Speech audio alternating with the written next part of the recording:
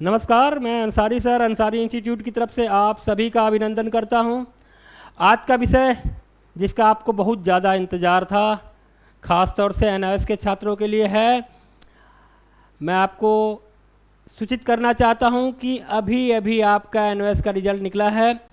इस बार एनआईएस के रिज़ल्ट को लेकर तमाम तरह का जो अंदाज़ा था, मैक्सिमम यूट्यूबर्स के अंदाजे फेल हुए और रिज़ल्ट जैसा कि लोग अंदाज़ा लगा रहे थे कि 10 तारीख के आसपास रिज़ल्ट निकल जाएगा, लेकिन मैक्सिमम लोगों का अजम्पशन फेल हो गया।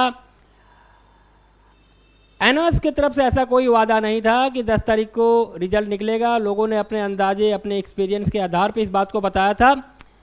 मैक्सिमम लोग जो वीडियो बनाए थे उसके हिसाब से उनकी बात सही नहीं निकली, लेकिन अंततः आपका रिज़ल्ट निकल गया। इसके पहले कि मैं कुछ और बातें बताऊं, आप हमारे YouTube चैनल को सब्सक्राइब कीजिए, लाइक कीजिए, शेयर कीजिए और बेल आइकन को दबाना ना भूलें। अब मैं बता दूं कि इस बार जो लोग एनआईएस में एग्ज़ाम दिए हैं वो कौन कौन लोग हैं। इसमें कई तरह के छात्र हैं जो इस बार एग्ज़ाम दिए हैं। कुछ ऐसे छात्र हैं जो तमाम पेपर का एग्ज़ाम एक बार दिए हैं और उनका अगर वो सर्टिफिकेशन हो जाता है तो फर्दर स्टडीज़ के लिए वो जा सकते हैं। वे सेकेंडरी के भी बच्चे हो सकते हैं, सीनियर सेकेंडरी के भी छात्र हो सकते हैं।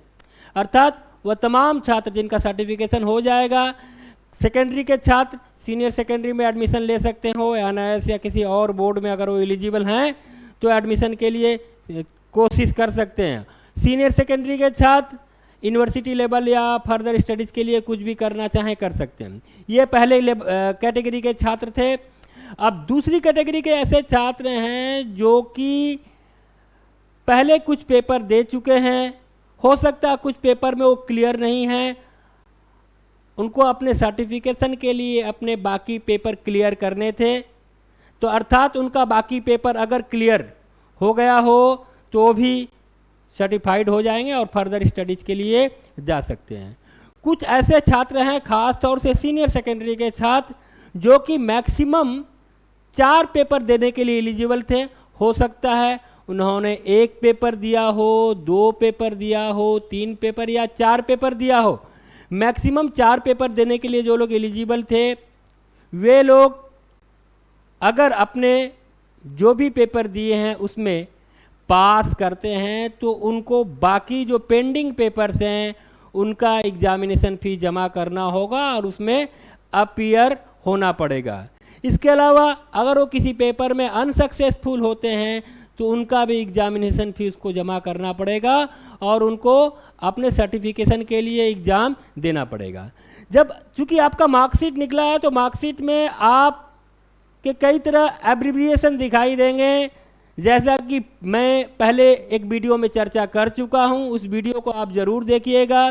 जैसे पी, अर्थात पी अगर कहीं दिखाई देता है तो आप पास हैं, उस पार्टिकुलर पेपर में आप पास हैं। और ओवरऑल अगर पी दिखाई देता है यानी कि आप सर्टिफिकेशन के लिए एलिजिबल हैं, अर्थात आपने सब पेपर जो भी मिनिमम क्राइटेरिया था पास होने के लिए उसे आपने पूरा कर दिया, आप पास हो गए।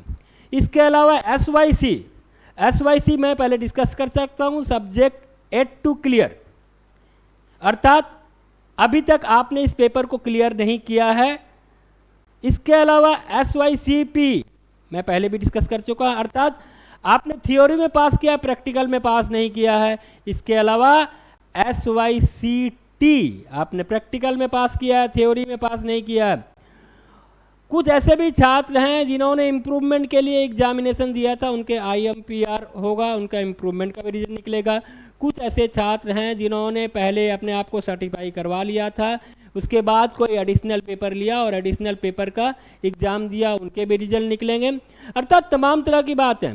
जो छात्र पास कर चुके हैं, अंसारी इंस्टीट्यूट की तरफ से हम उनको ढेर सारी बधाइयाँ देते हैं। दुर्भाग्यवश जिन छात्रों का रिजल्ट अच्छा नहीं हुआ है, मैं उन्हें यही कहना चाहूँगा कि आप हिम्मत ना हारें, फिर से तैयारी करें, निश्चित ही आप पास करेंगे। मैं आपको बता दूं, आप अगर सिस्टमेटिकली अपनी तैयारी करते हैं, आप सीरियस रहते हैं तो आराम से एनओएस बोर्ड को पास कीजिएगा।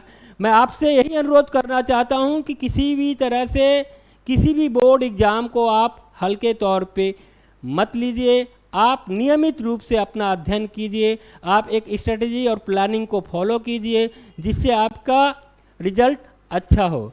मुझे उम्मीद है कि हमारी जो भी बात मैं आपसे कह रहा हूं आपको समझ में आई होगी, आपको पसंद आई होगी। अगर आपको हमारा ये वीडियो पसंद आया है तो आप हमारे YouTube चैनल को ज़रूर सब्सक्राइब करें और अपने दोस्तों बंधुओं में शेयर करें ताकि उन तक भी हमारी सूचनाएं पहुंच सकें। रिजल्ट देखने के लिए आपको क्या करना पड़ेगा? रिजल्ट देखने के लिए देख लीजिए, आप ये रिजल्ट सेक्शन में जाइएगा, यहाँ पे रिजल्ट दिया हुआ है, आप इस रिजल्ट पर क्लिक कीजिएगा। आपका रिजल्ट का जो मेनू है या जो डैशबोर्ड है खुल जाएगा।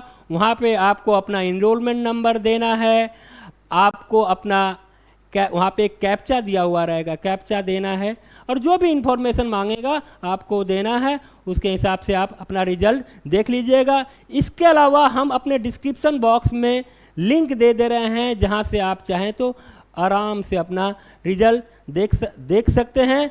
तब तक के लिए उन तमाम छात्रों को हार्दिक बधाई, और जो छात्र दुर्भाग्यवश रिजल्ट अच्छा नहीं कर पाए हैं उनको हमारी तरफ से भविष्य के लिए शुभकामनाएं हैं और हम उनका हौसला अफजाई करते हैं कि आप नियमित रूप से अध्ययन करें, आप निश्चित ही पास करेंगे। धन्यवाद, नमस्कार।